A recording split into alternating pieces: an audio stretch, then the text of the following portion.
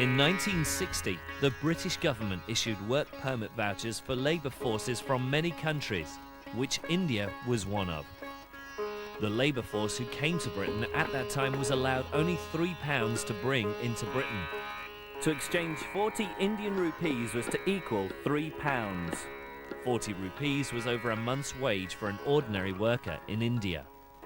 We will see how these £3 grow.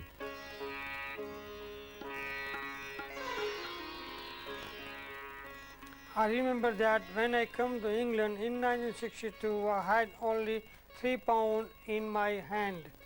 Mohammed Qasim Sabat did not have a good education in India. He had only studied in his home village's Gujarati primary school up to the 5th class. When he was 14 years of age, he left school and started working on a local farm. By the time he was 18 years old, he went to Bombay and began work in a clerical department. Finally, at the age of 24, Mohammed Qasim Sabat left India for England to join his elder brother Ahmed Sabat. Mohammed Qasim Sabat found his first job at Textile RA Lister as a quality controller, and he was earning £7 and 12 pence for 42 hours a week, paying rent, buying food, clothes, and still managed to save some money. Then my second job was at GEC Stock Coventry, where they are manufacturing telephone parts.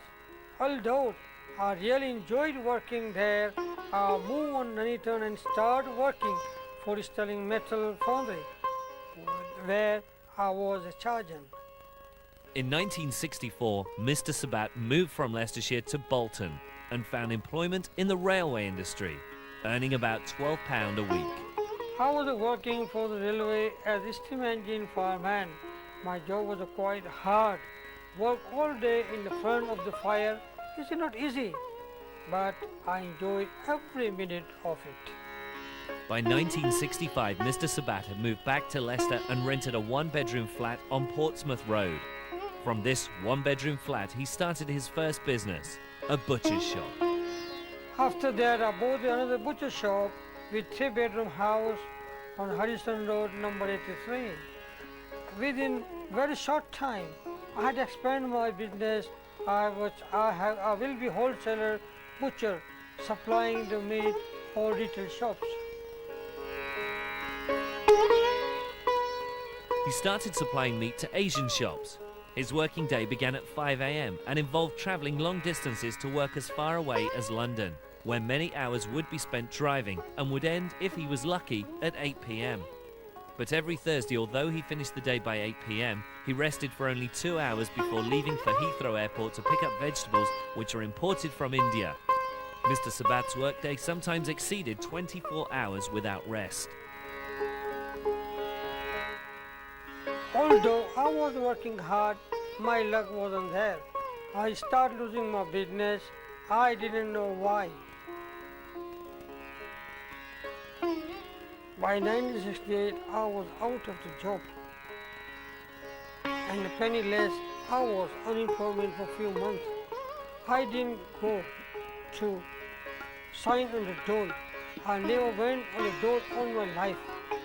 I don't know about tomorrow. In 1969, Mr. Sabat started a corner grocery shop in Ross Walk. He was running that business by himself. After 2 years, he married and his wife became a partner in the business. Of course, 2 heads are better than 1. My wife used to help me in the business, but 1973, we had 4 children. My wife would look after the children while I run the business by myself. A 12 or 14 hours working day is quite normal for Asian people. I used to run a shop 6.5 a day. After closing time, I would go and delivery to food and vegetables door to door. Merunissa Sabat became a full-time housewife whilst Mr. Sabat ran the grocery shop for 3 years. The business was never steady. On Buxton Street, Mr. Sabat also owned another butcher's shop, which was run by his wife and 2 staff members. Yes, after 3 years, I sold my grocery business and went into the butcher business. I opened the shop on Belgrave Road and ran the business for 7 years. Then also I started part-time distributing pita bread to Asian shop for a London company. I was so busy with distributing pita bread. I employed 3 people to help me with my business. After 6 months I had sold the butcher business. I went into the pita distributing full time. The market for pita bread was growing very fast. I thought I must get my own pita baking plant, as there was no one in the Midland. So I rented a property in Sussex, Leicester, and set up my own pita bread baking plant. For 6 months, I started to improve the quality of my products. That was due to lack of my experience in baking. As I said, I was a distributor, not baker. Mr. Sabat bought his own building in 1985 on Kent Street to set up a bigger plant and expand the business. He increased his staff from 7 to 15. I had to employ some staff from outside my family. As my oldest son, he started his own business. Hello, my name is Farouk, eldest son of Mohammed Sabat. Since leaving full-time education, I spent the first 5 years of my life under the apprenticeship and training of my father. This training, this experience gave me the confidence to set up my own company within the computer industry, which has been successful, and we've just celebrated our 10th anniversary. As far as my father goes, well, as a child, he was always my hero, and now as an adult, he's my mentor and my inspiration. I also have a younger brother, his name is Shoyab. He's working within the bakery alongside my father. My name is Shoyab Sabat. I'm the youngest son of Mohammed Qasim Sabat. I work in the family business as sales and marketing. My job is to maintain all production runs maximum capacity. I also do research and development to new products. We work as a family team.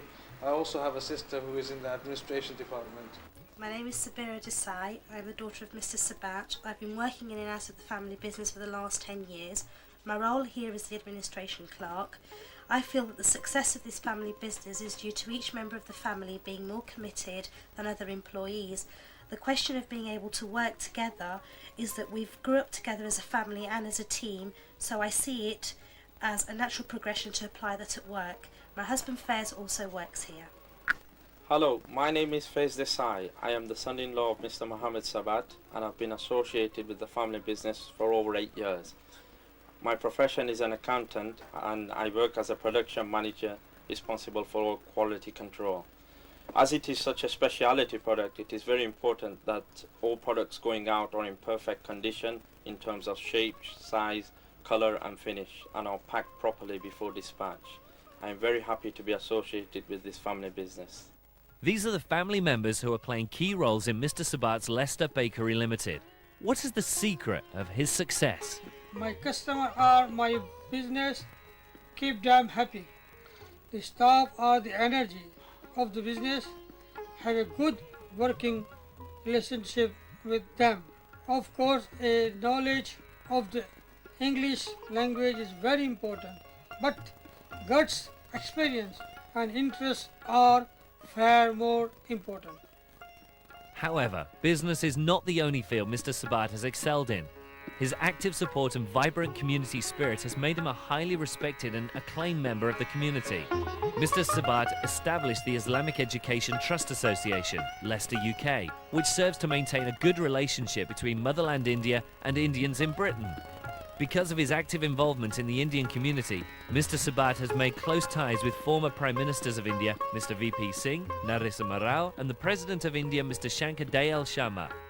Mr. Sabat has also very good relations with Dr. L.M. Singhvi, the former High Commissioner of India, and the former Chief Minister of Gujarat, Mr. Kesubhai Patel. Recently, Mr. Sabat was honoured by the presentation of the Hind Ratna Award for High Achievement outside India. Mr. Sabat's efforts in service of the community have also been recognised by the Duke of Edinburgh when he was invited to Buckingham Palace. Mr. Sabat's interest in sports is exhibited in his support for the Sabat Cricket Club. Mr. Sabat's also had the honour to present the trophy to India and Leicestershire's cricket teams. Mr. Mohammed Qasim Sabat has completed his duty to settle all his children by the age of 62.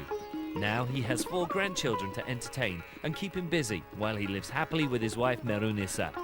We wish him good luck and long life.